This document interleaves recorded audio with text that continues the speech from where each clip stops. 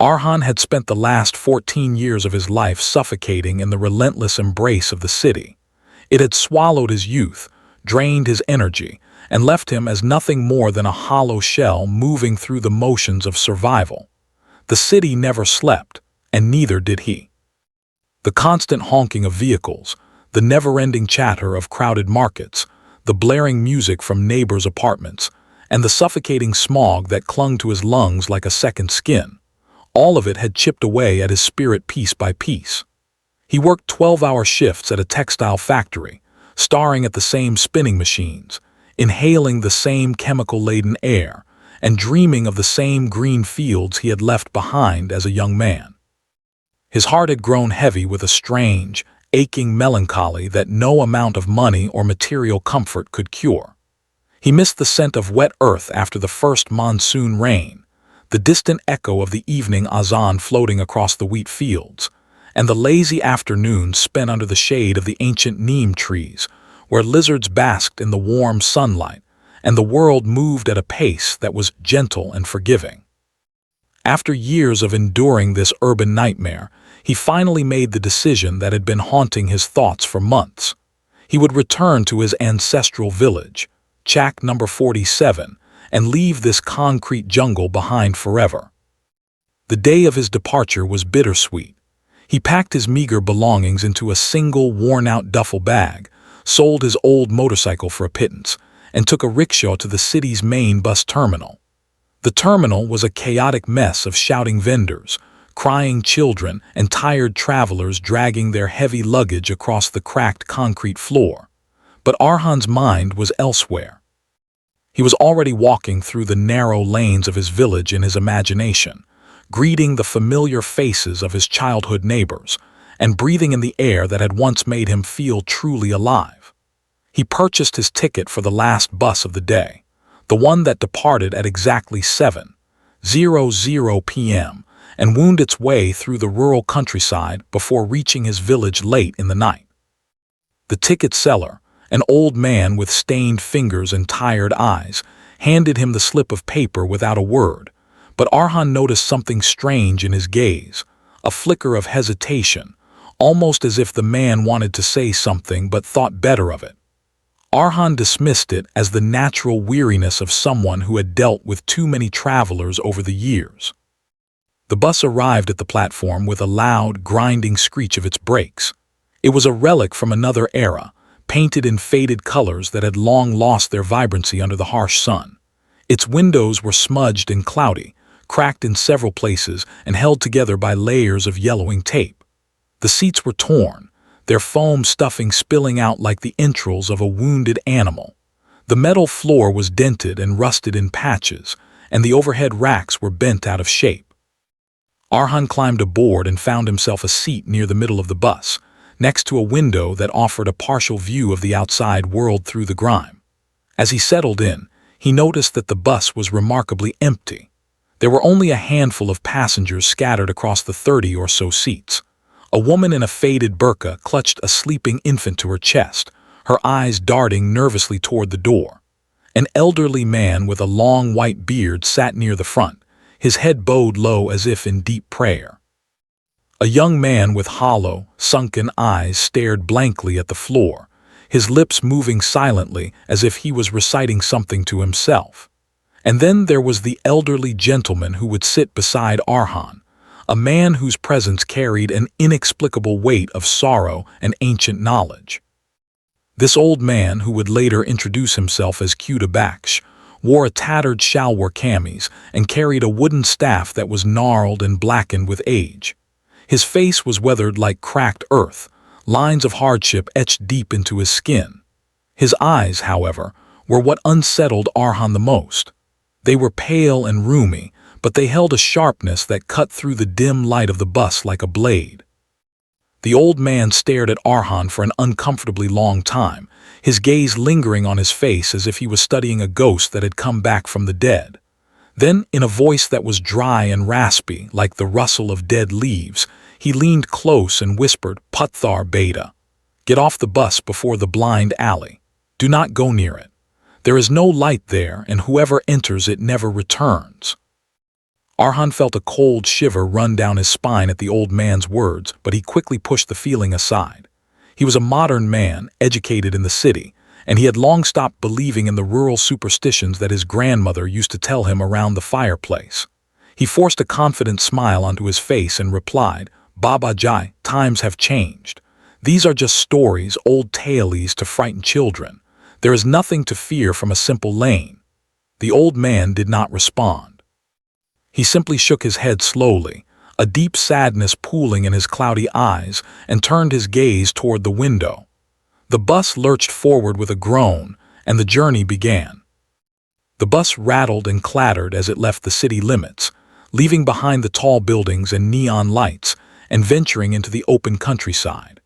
The sky transformed from a pale orange to a deep, fiery red as the sun began its slow descent toward the horizon. The fields stretched out on both sides of the narrow road, vast expanses of green wheat and golden mustard that swayed gently in the evening breeze. For a while, Arhan allowed himself to relax. He rolled down the window slightly and let the cool air wash over his face. It smelled of earth and hay and distant rain, a fragrance that awakened buried memories of his childhood. He closed his eyes and let the rhythmic rumble of the bus lull him into a state of half-sleep. But the old man's warning kept echoing in the back of his mind like a persistent whisper. The blind alley, no light, never returns. As dusk deepened into night, the landscape changed. The fields gave way to barren stretches of land dotted with thorny bushes and gnarled, dead trees that looked like skeletal hands reaching toward the sky. The road grew narrower and less maintained, and the bus began to bounce violently over potholes and uneven gravel. The interior lights of the bus flickered erratically, casting dancing shadows across the faces of the passengers. Then, without any warning, the lights went out completely, plunging the bus into absolute darkness. For a single, terrifying moment, it felt as though time itself had stopped. The engine coughed and sputtered, and the bus rolled to a halt with a final, shuddering breath. The silence that followed was suffocating, thick and heavy like a blanket woven from the void itself. Arhan could hear his own heartbeat thundering in his ears, and he sensed that the other passengers had also frozen in place, their breaths held in collective dread. The driver, a burly man named Gulzar who had been chewing tobacco and humming a folk tune, turned in his seat and announced in a tired voice, "Engine has overheated. We need to let it cool down for a while. Everyone please step off the bus for a few minutes. It's safer outside."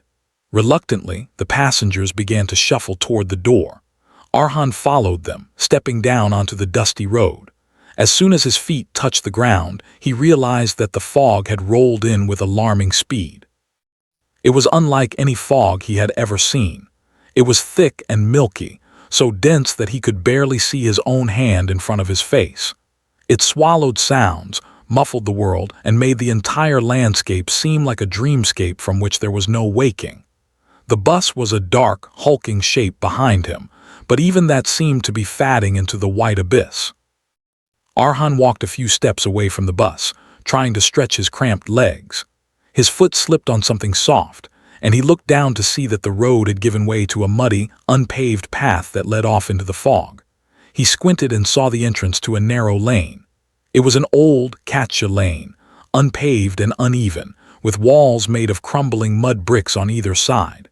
The entrance was so dark that it seemed to swallow the very concept of light.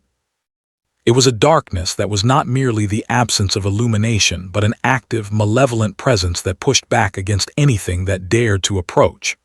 Arhan felt an inexplicable pull toward that lane. It was as if an invisible thread was attached to his chest, tugging him forward, whispering to him, calling him by a name he did not remember. He tried to resist, but his feet moved on their own, taking slow, deliberate steps toward that void. And then he saw the child. A small boy, no older than 7 or 8, was standing at the mouth of the lane. He was barefoot, his feet caked in dark, damp mud. His clothes were old and tattered, the kind of clothes that had gone out of fashion decades ago. His face was pale, almost translucent, and his eyes were large and black, reflecting no light whatsoever.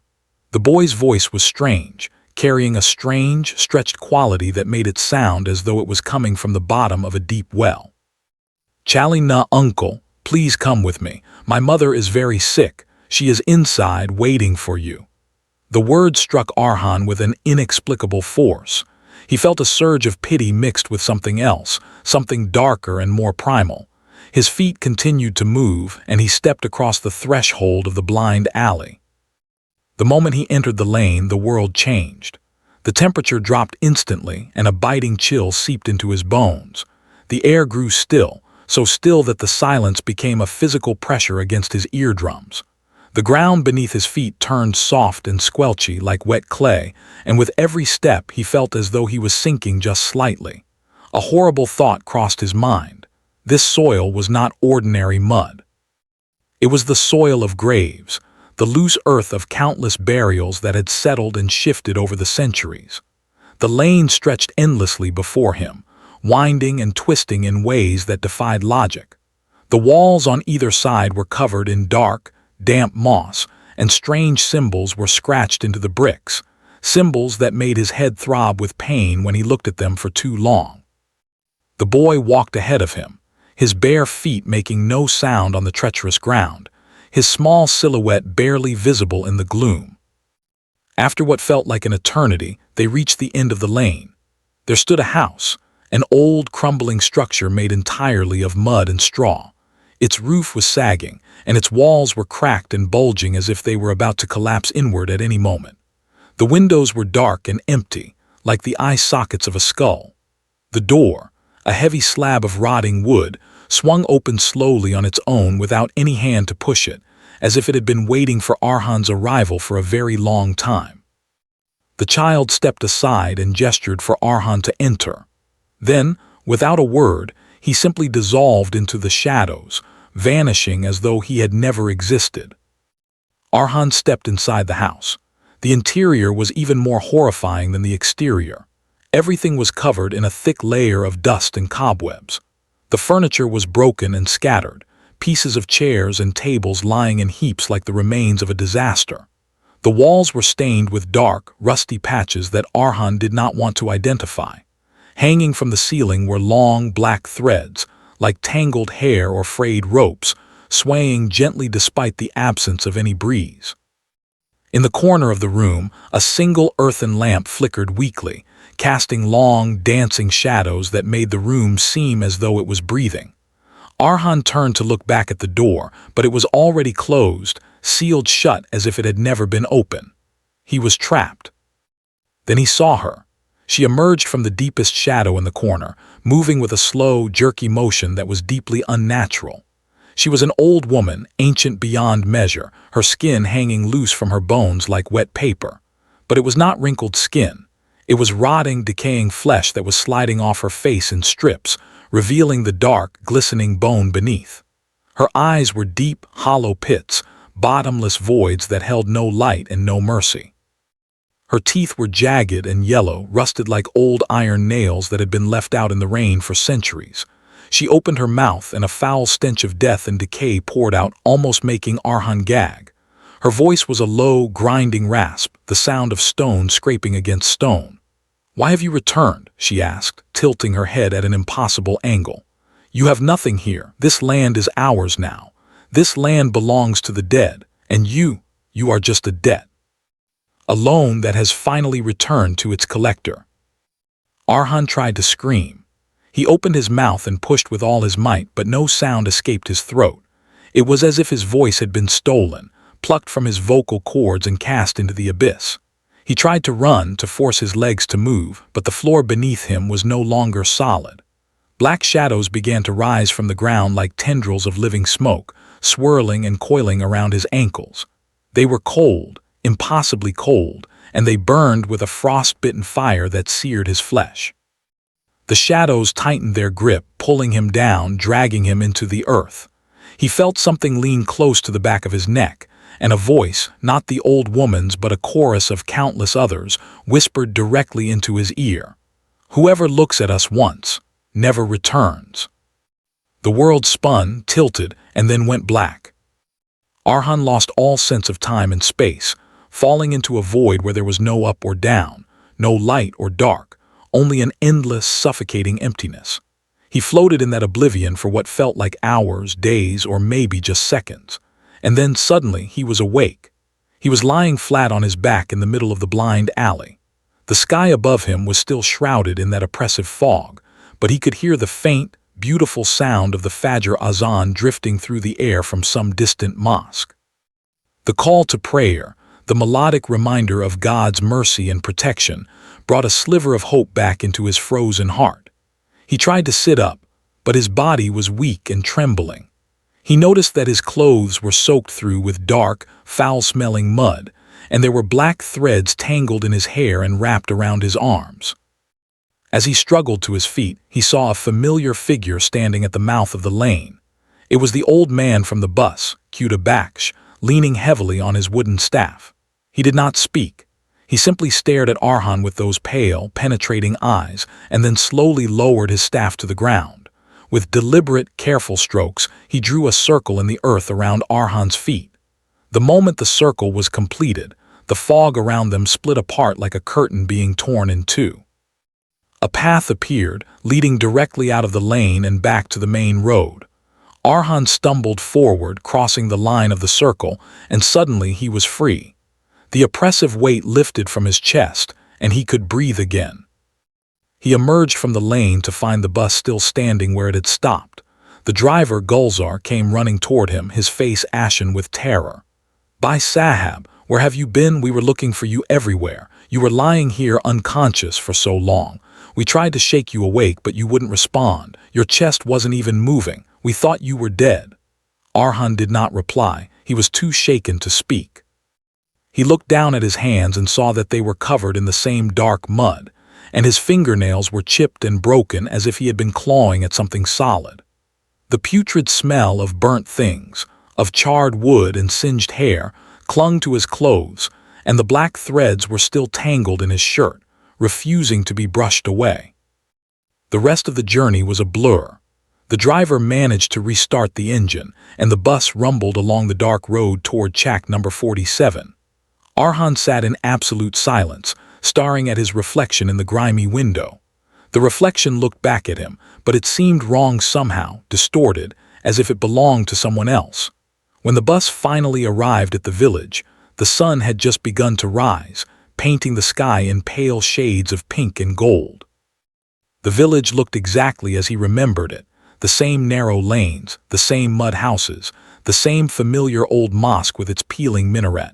But something was different. The moment he stepped off the bus, the villagers who were out and about froze in their tracks, their faces contorted into expressions of pure, unadulterated horror.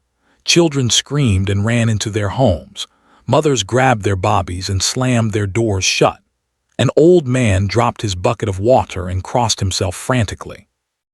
Arhan walked deeper into the village, confused and desperate for answers.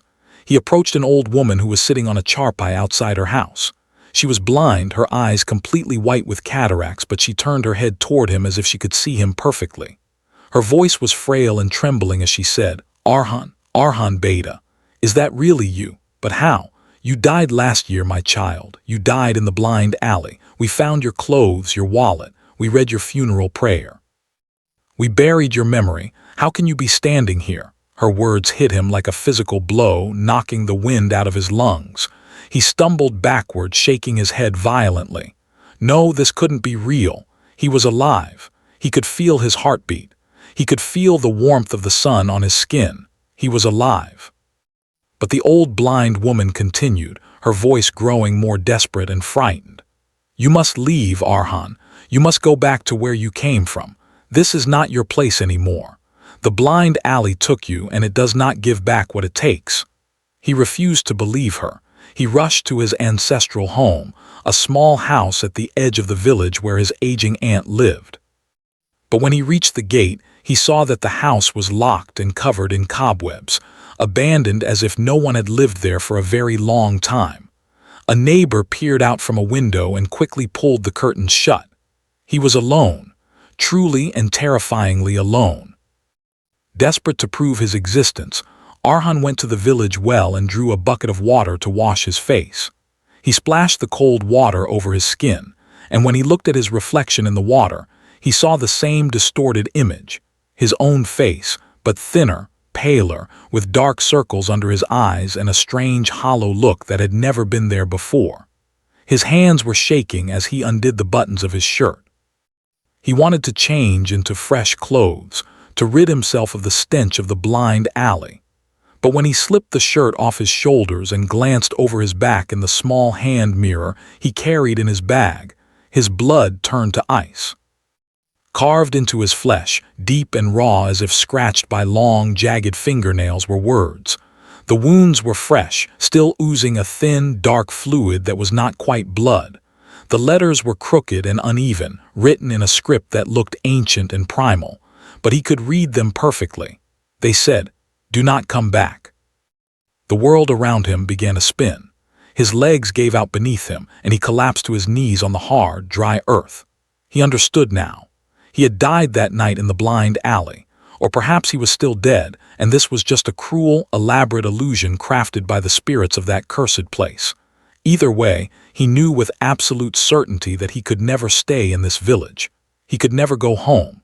The home he had been dreaming of for 14 long years no longer existed for him. It belonged to the dead now, just like the old woman had said. With a heavy heart and a soul shattered beyond repair, Arhan picked himself up, put on a fresh shirt that he pulled from his bag, and walked out of the village without looking back. He did not know where he was going. He did not know if he was truly alive or merely a ghost haunting his own existence. All he knew was that he had to keep moving, keep walking, and never, ever stop. Because if he stopped, if he looked back, the shadows would find him again. And next time, they would not let him wake up. That was the last time anyone from Chak number 47 ever saw Arhan. He vanished into the fog of that dawn, leaving behind nothing but questions and a lingering, bone-deep horror that the villagers would whisper about for generations to come. They would tell the story of the man who returned from the blind alley, the man who was already dead but did not know it, and they would warn their children never to take the last bus home. Because sometimes, the road that leads you back to your past is the very road that leads you to your grave.